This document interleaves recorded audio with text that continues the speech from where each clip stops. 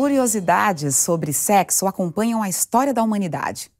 Mas quando foi que passamos a poder falar abertamente de sexo ou mesmo de desejo sexual?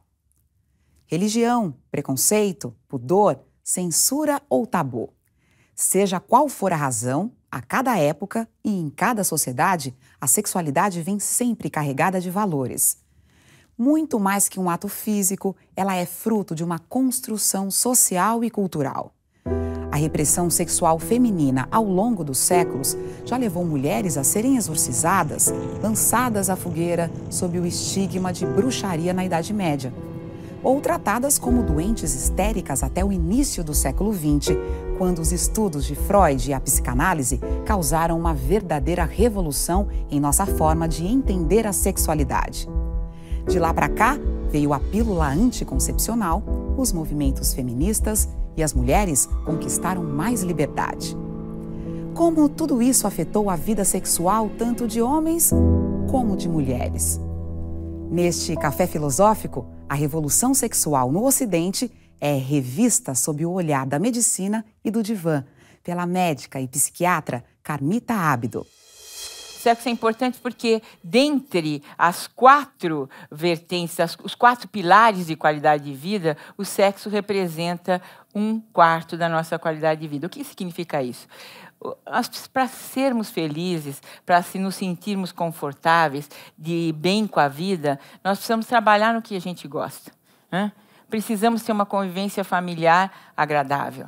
Precisamos ter lazer, um lazer que seja dentro daquilo que se quer fazer. E também fazer sexo com satisfação. E satisfação sexual, né, também nós hoje definimos como aquela que você pratica do jeito que você gosta. E desde que você não esteja prejudicando a si próprio, sua parceira ou a terceiros, o sexo que você faz é o sexo que você gosta e está tudo certo. Cada um de nós faz sexo em um dado momento da vida por uma necessidade muito particular. Por exemplo, eu faço sexo porque sexo me identifica, me faz me sentir mulher, como faz você se sentir homem, né? E também porque sexo me faz me sentir desejável. Alguém me quer para fazer sexo comigo, e isso me dá prazer e eu dou prazer para alguém. Ou então, a gente faz sexo no sentido de reprodução. Mas lá vai longe o tempo em que reproduzir era a única finalidade do sexo para as mulheres.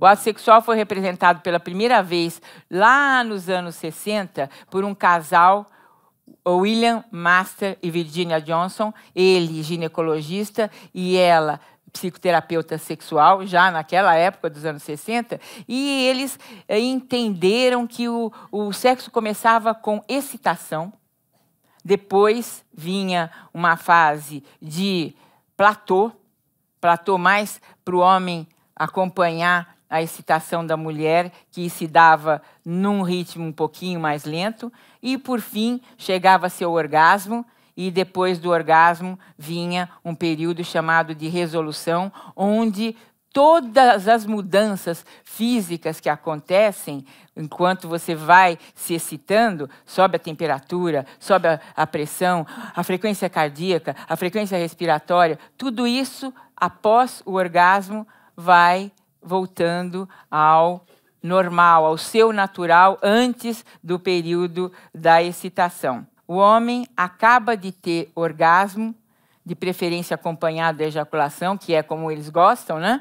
E aí já a resolução se dá. E se dá de uma forma tão rápida que muitos adormecem imediatamente. E, às vezes, adormece até em cima da parceira, né? E a parceira reclama. A parceira reclama disso, mas, gente, Isso é a maior homenagem que um homem pode prestar para você, né? Isso significa que você acabou com ele, que você foi simplesmente sensacional. Joga ele de lado, né? E deixa para discutir a relação num outro momento, porque não vai dar para discutir a relação depois que esse homem teve um êxtase de prazer. Mas essa coisa de discutir a relação tem muito a ver com a resolução feminina ser mais lenta. Mas Master e Johnson captaram uma forma de entender o sexo, começando pela excitação. Na sequência, alguns anos depois, Ellen Kaplan, uma psiquiatra, psicanalista, considerou que não era bem assim. Tem um gatilho para tudo isso. Não é excitação. Se começa o sexo logo excitado. Não, tem um gatilho.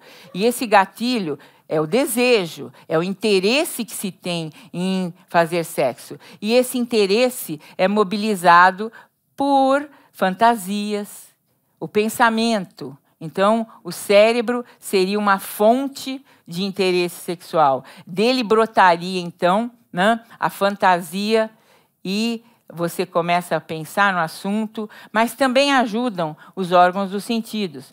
Né? Você vê alguém que te atrai, você ouve uma música que te remete a uma situação de encantamento ou de atração por alguém, você come uma comida que te faz lembrar aquele momento especial, ou recebe um toque e fica realmente sensibilizado, sensibilizada. E, a partir deste estímulo aos órgãos do sentido, a fantasia começa a acontecer. Esse, então, é o momento do desejo, ao qual se segue a excitação. Foi assim que Kaplan colocou. Não é brota direto a excitação. E esta é comemorada pela ereção no homem e pela mulher, falando ainda em termos genitais, sem voltar a repetir sobre pressão, temperatura e tudo mais, a lubrificação da vagina, o entumecimento da vulva, no sentido de preparar-se para a penetração. Então, este é o estágio em que o corpo todo se prepara para a finalização, que seria através da penetração. Para a maioria dos casais, para muitos, termina de uma outra forma. E essa penetração levaria, então, à finalização desse período de acúmulo de tensão, e a descarga viria com o orgasmo, que é 5 a 15 segundos, é um momento de descarga de tensão e de êxtase de prazer. Algo muito fugaz, mas muito intenso. E, de novo, a resolução faz parte desse esquema. Porém, hoje, ou seja, de cerca de 10 anos para cá, se acredita que esse modelo, esse ciclo de resposta, que é linear, seja muito mais masculino, seja muito mais um modelo que representa como os homens fazem sexo, como é para o homem o ato sexual. Para a mulher, seria alguma coisa um pouquinho mais enrolada, né? Seria esse modelo, né? Esse modelo que Rosemarie Basson, uma pesquisadora canadense, propôs. Esse modelo é também típico de alguns homens, mas a maioria seriam mulheres. Quando estão num relacionamento recente, tem um desejo que brota e que mobiliza para o ato sexual, que ela chamou de desejo espontâneo. Esse desejo vai anunciar uma segunda fase, que seria uma fase de excitação, que levaria a mais desejo, no caso, desejo responsivo, e mais excitação, tudo isso caminhando para uma satisfação sexual. Ela não fala em orgasmo, e a mulher buscaria a intimidade emocional no ápice, no clímax desse seu contato com o seu parceiro, a sua parceira. E essa mulher pode ficar neutra, de repente, no meio do ato. Porque aconteceu alguma coisa, por exemplo, levou um puxão do cabelo, né? E, peraí, né?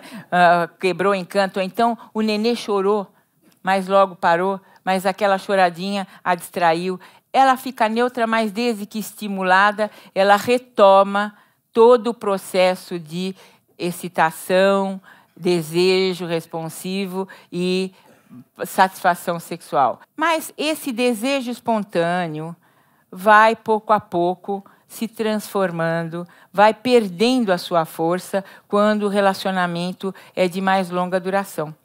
E aí, esse desejo vai ser substituído por um outro, que é o desejo responsivo. E como seria, então? A mulher não começaria o ato desejosa, mas desde que ela tivesse um estímulo, aquele quase na orelha, ou aquela pegada, né, bem colocada, aquela situação que vem da pessoa com quem ela está, ou dela mesma, né, fantasiando algum momento desse, ela, então, teria uma resposta pós-estímulo, pós-ser, então, excitada, e passaria a desejar.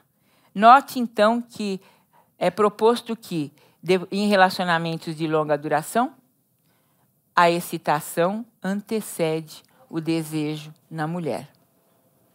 E essa é uma mudança de paradigma muito interessante. E tem também uma situação muito interessante que advém daí. O que ela está falando é que não se pode considerar que mulheres que não tenham desejo espontâneo depois de relacionamentos de longa data, sejam mulheres patológicas, mulheres que precisem de se tratar porque não são desejosas e deveriam ser.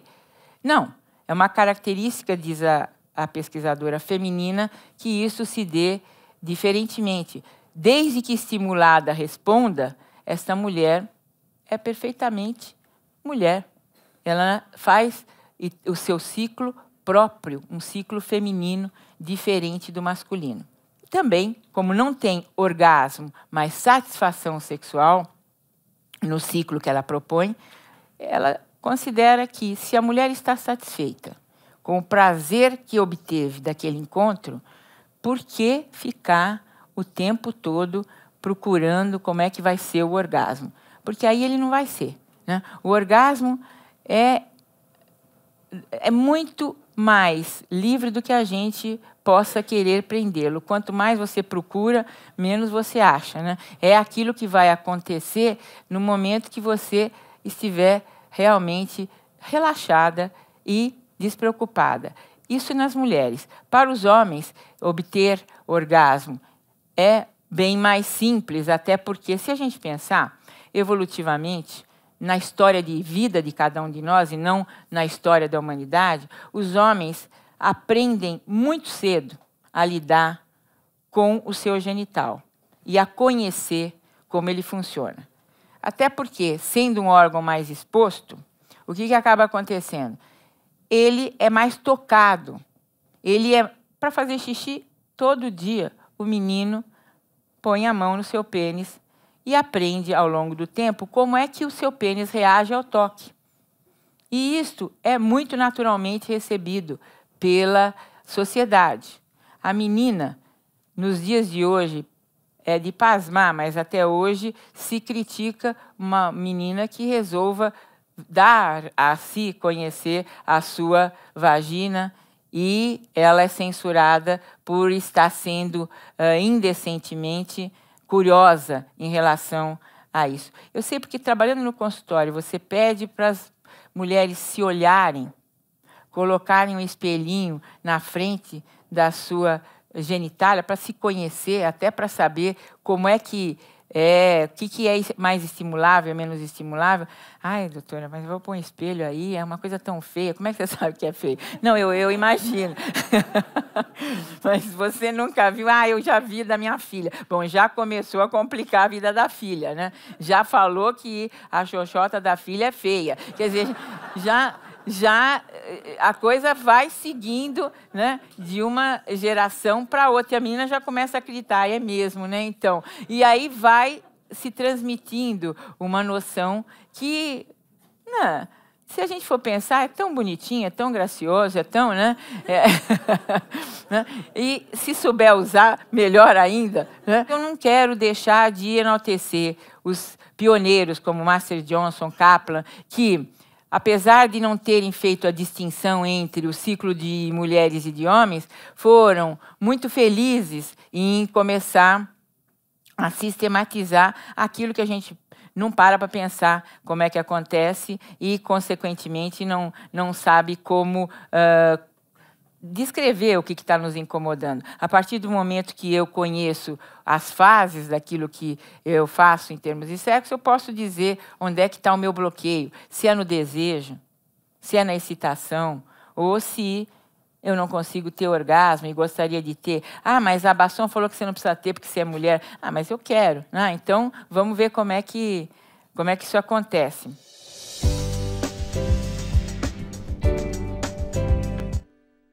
Há pouco tempo na história que vivemos grandes revoluções em matéria de sexo. A pílula desvinculou o sexo da reprodução e liberou o prazer. Daí veio a AIDS e impôs a prevenção e a necessidade de educação sexual, o que também nos fez falar muito mais sobre sexo. Hoje temos mais liberdade. Por outro lado, parece que criamos uma cobrança excessiva em relação ao desempenho sexual e ao erotismo. De onde vem tamanha exigência? E como ela afeta o comportamento sexual de homens e mulheres? Eu acho que a gente deixou no passado uma forma de encarar o sexo como estavam dentro daqueles propósitos do sexo. A reprodução, se vocês pensarem, né, ela rompeu definitivamente com a sexualidade como objetivo primordial com o aparecimento da pílula, que foi... A pílula é, hoje, né, sessentona. Ela está aqui conosco há muito tempo. E, nesse momento, reprodução e prazer erótico passaram a ter definitivamente momentos e conotação bastante diferente. Depois disto, depois dessa situação da pílula, o que a gente pode dizer que houve de grande também impacto para que a sexualidade mudasse foi o advento da AIDS, né?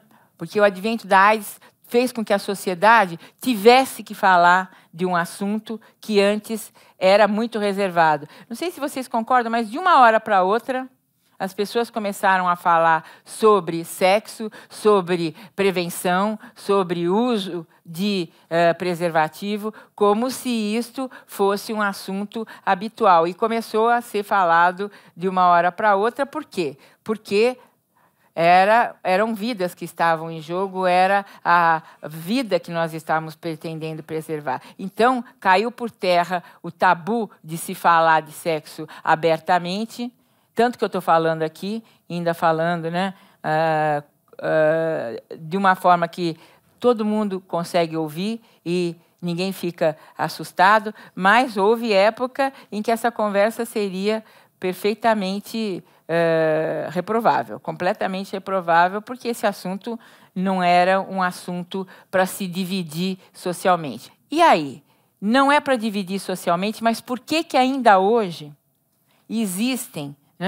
existe dificuldade desse tema ser discutido sem ser, né, com muito, como que eu vou dizer para vocês, com muito constrangimento. As pessoas falam que sofrem da unha encravada ao problema cardíaco, mas as dores do sexo, né, as dificuldades sexuais, acabam sendo muito difíceis de serem lidadas ou de serem até admitidas para você mesmo, né?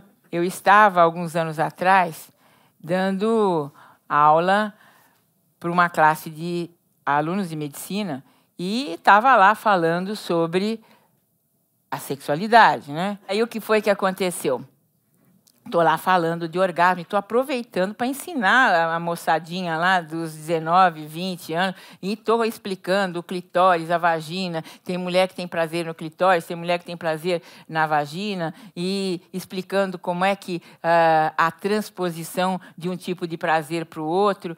E o garoto ficou lá muito chateado com essa história de mulher pode ter 2 orgasmos, eu só posso ter um. Sei lá o que passou na cabeça dele, que ele não gostou muito da ideia e chegou para mim e falou: professora, eu queria fazer uma à parte. Falei: pois não. O à parte é o seguinte, a senhora aí está falando que mulher pode ter orgasmo na vagina, no clitóris, e pode ser aqui, passa para lá, daqui passa para aqui. Eu queria dizer para a senhora que o professor doutor fulano de tal, seu colega da endocrinologia, falou que mulher não tem orgasmo. E aí? E aí, como é que a senhora me explica isso? Aí eu falei: bom, eu discordo, porque eu estou mostrando o meu ponto de vista, mas respeito que o professor pense diferente. Não, eu quero uma explicação mais contundente. Falei: eu posso te dar essa explicação depois da aula? Aí ele falou: não, mas eu exijo. Eu exijo porque eu quero sair daqui entendendo as coisas. Eu falei: bom, então tá lá, né? Olha, a única explicação que eu tenho para esse fato de que você não aceita que mulher tem orgasmo e seu professor também não, é que eu acho que você e esse seu professor nunca fizeram uma mulher gozar. Então, né, diante disso, o menino ficou realmente muito mal. E foi, confesso a vocês, uma situação de mal-estar, mas que também me deixou refletindo. Meu Deus, né? Como realmente, nos dias de hoje, existe tanto mito e tanto preconceito. Mas o que nós muitas vezes vemos é que as pessoas e os jovens cada vez mais, e aí falando de trás para cá, o que está mudando, o nível de exigência dos jovens sobre a sua performance tem sido muito grande. E eles querem estar competentes muito cedo para uma situação que é um aprendizado que você vai tendo a vida toda. Eu sei que o sexo que você faz hoje é diferente do que o que você fez ontem, até por experiência pessoal, né, e por muitos relatos que eu já ouvi, mas que raramente você vai conseguir aprender o sexo quando você é muito jovem, do jeito que você aprende depois que você já tem alguma experiência e já conseguiu trocar com algumas pessoas, até para poder comparar e entender com quem que você consegue fazer um sexo de melhor qualidade. O que a outra pessoa precisa ter para mobilizar isso em você. Mas o que hoje ocorre é que os jovens se exigem muito rapidamente, e como o homem, né, tem que mostrar performance, mostrar desempenho, o que acaba acontecendo é que os garotos estão usando, né, os aditivos para poderem ter as suas ereções múltiplas e sequenciais num curto espaço de tempo. E as garotas, para fazer frente a uma liberdade muito maior do que aquelas de fato conseguiriam ter, têm usado também aditivos, no caso, drogas, álcool em profusão, e isto acaba fazendo com que o sexo seja mal visto. Algo que é muito interessante, muito saudável, acaba sendo considerado uma situação negativa para a vida das pessoas.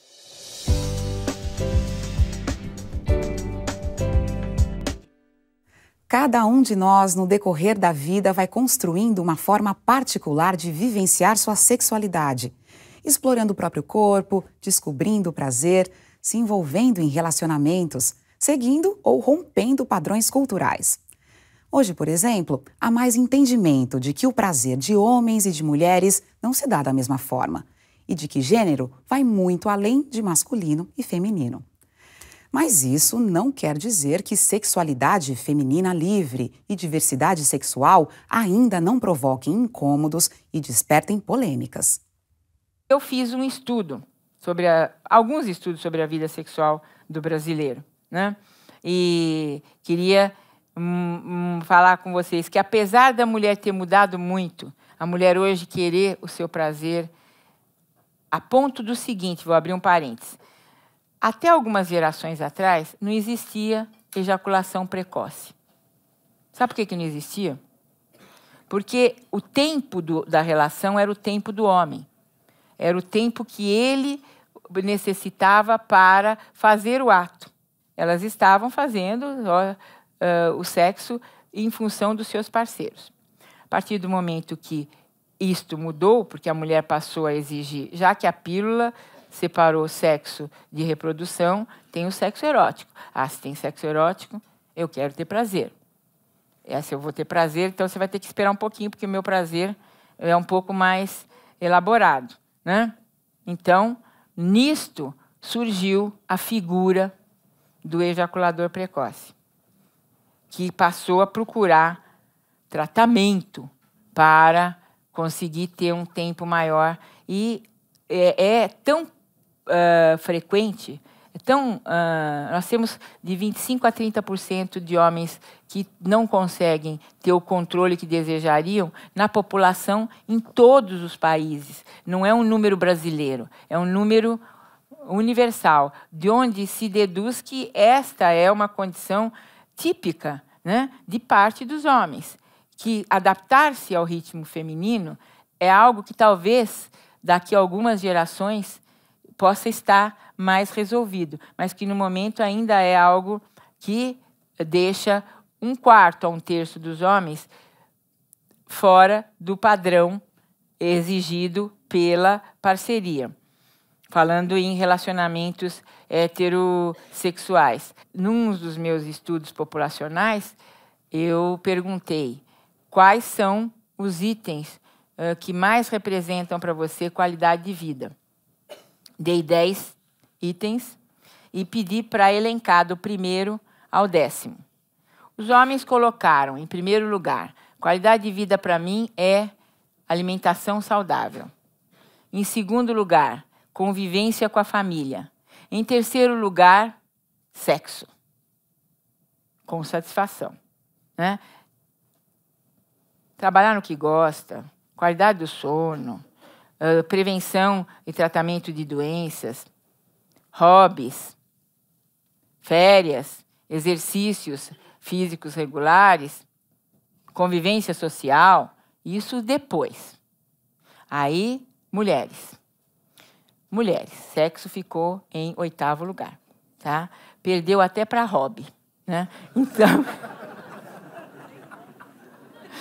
Então, né? Para a mulher, então, se deduz aquele velho ditado popular que o sexo é assim, né? O homem faz sexo para se sentir bem e a mulher faz sexo quando se sente bem. Então, ela precisa estar bem no trabalho, na família, no social, né? Precisa ter feito a comprinha dela, né? Que ninguém é de ferro. Precisa ter tudo resolvido, agora eu vou fazer sexo, né? E agora vai ser legal. E é verdade, tá ali, né? Uma pesquisa que acabou reunindo mais de 8.000 respondentes pelo Brasil afora e deu essa média interessantíssima que me fez pensar como essa equação é difícil. Uma outra coisa que a gente está vivendo, que ficou do passado para o presente como um legado que eu considero muito positivo, é olhar um pouco para a diversidade sexual. Alfred Kinsey, ele fez uma pesquisa com milhares de americanos em meados do século passado, e ele acabou concluindo, entre várias conclusões dele, que o quadro de orientação sexual, a gente chama de orientação, o que não é opção. Parênteses, ninguém opta por ser homo, hétero ou bissexual. nós temos uma orientação para a homo, hétero ou bissexualidade, dependendo de uma série de fatores. E o que seria, então, que Kinsey descobriu? Ele descobriu que entre o absolutamente homossexual e o absolutamente heterossexual existe uma nuance de categorias. Pessoas que vivem algum número, alguma frequência de relações com outras do mesmo sexo que o seu e, ao mesmo tempo, com pessoas do outro sexo em diferentes momentos de vida e em diferentes frequências. Então, o quadro dele acabou, inclusive, mostrando, naquela época, 6 categorias, fora os absolutamente homo e absolutamente heterossexuais. Então, isso nos anos 50 e agora, passado esse tempo em que Kinsey trouxe esse assunto à baila, algumas décadas depois, a Associação Psiquiátrica Americana resolve pensar no assunto e resolve rever a classificação das doenças, onde a homossexualidade estava colocada como uma das perversões sexuais, juntamente com outras do tipo zoofilia, necrofilia, pedofilia. Então, isto foi retirado da classificação americana e foi considerada a homossexualidade como uma forma, uma característica, assim como a heterossexualidade e a bissexualidade. Anos depois, no início dos anos 90, a Organização Mundial de Saúde fez o mesmo. Acabou considerando que a homossexualidade faz parte de uma das orientações sexuais. Orientações essas que dependem de uma série de influências, conforme entendemos hoje. Influências genéticas, sim. Se estuda hoje a importância da influência genética na determinação da sua orientação sexual, influências do meio, influências da sua história de vida. Portanto, multifatorial é a orientação que você vai ter. Hoje em dia, temos mais acesso a informações e estudos sobre sexo. E nas últimas décadas, muita coisa mudou. A percepção da sexualidade feminina ganhou mais espaço. E com a ajuda de tratamentos, as mulheres podem manter a vida sexual ativa até depois da menopausa. Será que, afinal, conquistamos mais equilíbrio na satisfação sexual, tanto para homens quanto para mulheres? Eu não sei se vocês sabem como que os grandes manuais de diretrizes dos estudiosos do assunto consideram o que é o sexo natural. Sexo natural hoje, e vamos guardar, os mais jovens daqui a alguns anos vão poder rever se continua assim mesmo. Sexo natural é aquele que você faz com um humano, adulto, vivo, tá? E com a finalidade de prazer e ou procriação. Se vocês estão dentro desse padrão, considerem-se naturalmente sexuais, né? Agora, tudo que é fora desse padrão, sexo com humano, adulto, vivo, para prazer e ou procriação, seria o objeto do trabalho de um psiquiatra que trabalhe com sexualidade. Até 1900, não existia mulher menopausada. Todas morriam antes, né? A estimativa de vida não ia além dos 50 anos. Então, as mulheres morriam sem nunca ter entrado na menopausa.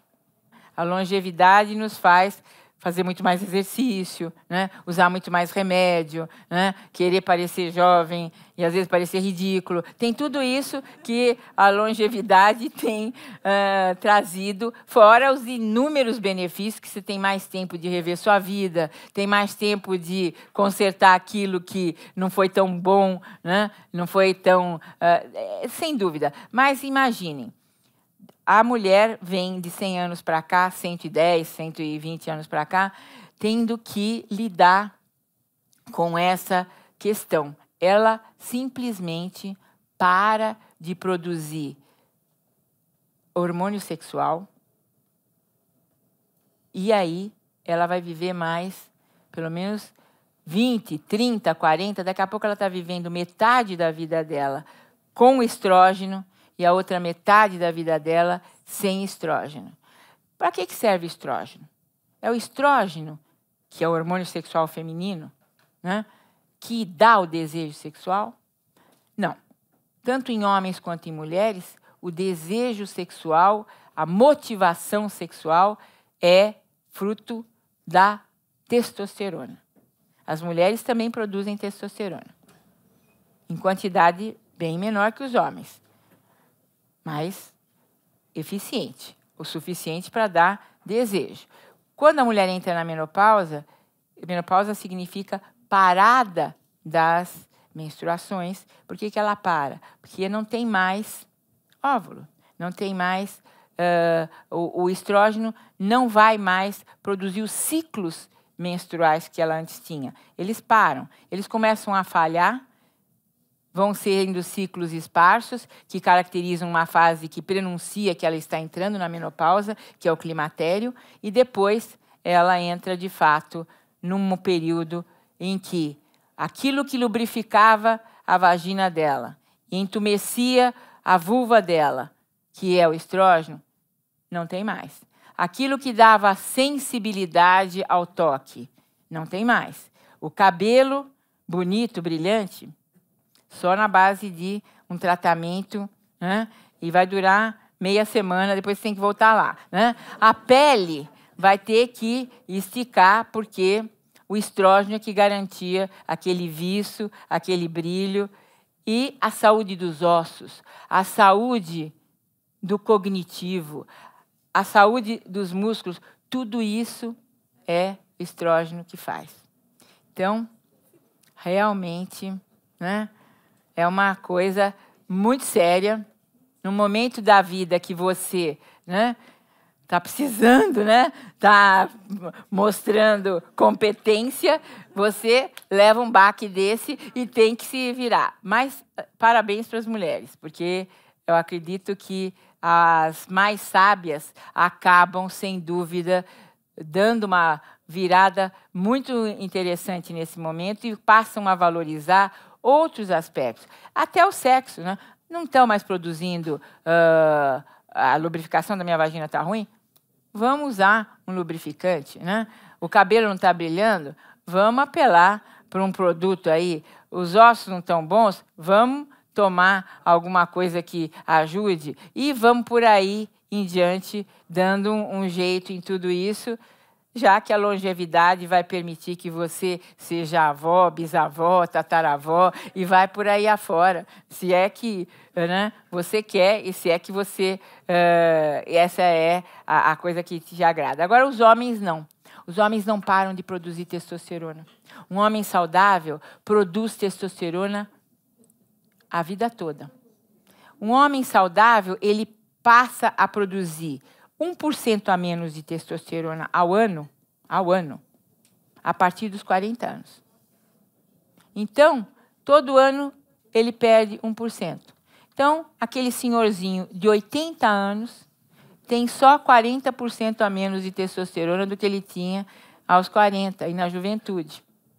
Então, se ele quiser ter filho, ele vai ter, né? Se ele quiser, se for saudável, ele vai fazer um sexo não com a mesma competência, mas parecida com a que ele fazia, né, quando ele era jovem, especialmente, né, se ele arrumar uma parceirinha jovenzinha, né? Aí eu vou contar para vocês os índices de infidelidade no Brasil. do passado para o presente acontece o seguinte.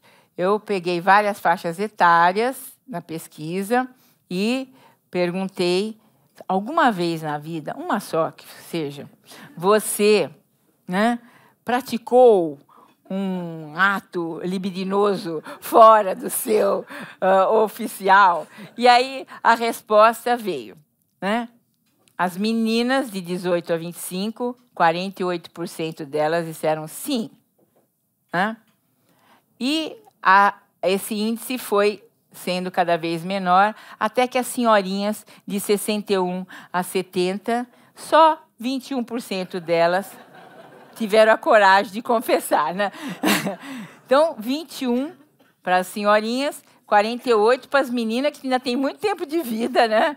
E que, quando chegarem aos 61, já estarão nos índices masculinos. Quais são os índices masculinos? Parabéns aos homens, coerentes, dos 18 aos 80, eles mantêm um nível de 65 a 70%, coisa boa, sabem o que querem, não ficam, né? Não ficam aí fazendo, né, onda, vão e resolve a parada. Então, estou contando para vocês que começa cedo. Dos 18 aos 80, 65 a 70% em qualquer faixa etária. Aí eu sempre brinco, quando eu falo desses dados, eu digo assim, se você, meu senhor, está pensando em trocar sua parceira, porque, né, a sua senhorinha já está incomodando, troque por outra senhorinha, porque a sua chance de levar um adereço é só de 2 em 8, enquanto que uma jovenzinha, a sua chance é de 1 para 2, né? Então, brincadeiras à parte, então acho que é a maior sinceridade, maior transparência que faz, sem dúvida, com que a mulher vá defendendo a sua posição. Não estou defendendo a infidelidade, eu estou defendendo a transparência. Outro dia mesmo, eu fui consultada por uma jornalista que queria que eu explicasse por que, doutora, por que algumas meninas estão dizendo que não tem mais homem por aí, elas não conseguem se relacionar. Eu falei, é fato que elas estão dizendo, sem dúvida é fato, mas que não tenha mais homem, não, eu estou vendo diferente. Aí ela me perguntou, mas como que a senhora analisa isso? Eu falei, olha, eu acho o seguinte, as mulheres cresceram, amadureceram, se posicionaram, são mais exigentes hoje, né? São mais exigentes. Então, o que ela está dizendo é que ela quer um homem que esteja à altura dela, tá? Então, não dá para ficar querendo um homem que vai à luta como ela e procurando um príncipe que esteja realmente num outro patamar. Porque quando a mulher olhava para o homem como um príncipe, exatamente porque ela estava, ela era, né, a Cinderela que ia ser salva pelo príncipe.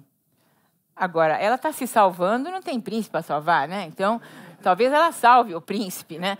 Mas ela está num outro momento, mas não assume isto, simplesmente de novo a conta não fecha. Cheguei lá, mas quero ficar dando uma de bela adormecida. Não tem príncipe para fazer você acordar, né? Você já acordou. Então, realmente, é incoerente. Falta ainda nós, mulheres, a gente se realmente apropriar desta nova mulher que somos, né? E que estamos lado a lado com os nossos parceiros, que eu, pessoalmente, considero bastante parceiros mesmo. Eu acho que se você se posiciona do lado de um homem profissionalmente ou na sua vida a dois, não querendo competir, não querendo superar, você tem um companheiro.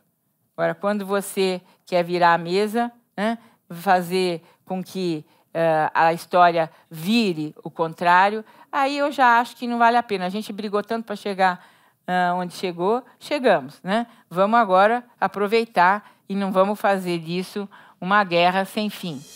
Através de pesquisas científicas e psicanalíticas, Carmita Ábido nos mostra como evoluímos em matéria de sexo. Para ver essa e outras palestras sobre sexualidade, acesse o site da CPFL Cultura. Até mais! A menina não precisa ser ensinada. Ela está espontaneamente, instintivamente querendo aprender. Queria conversar um pouquinho a respeito da sexualidade na terceira idade, né? Então a moça tomava a pílula e estava tudo certo. Então ele não aprendeu a usar a camisinha.